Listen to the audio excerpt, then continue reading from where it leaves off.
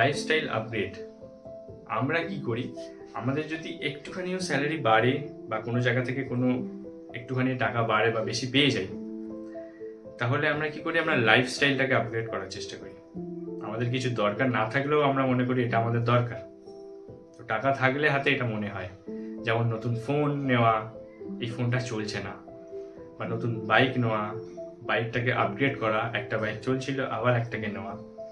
এই জিনিসগুলো আমরা নিতে গিয়ে আমরা ইএমআই ট্র্যাপে ফেসে যাই।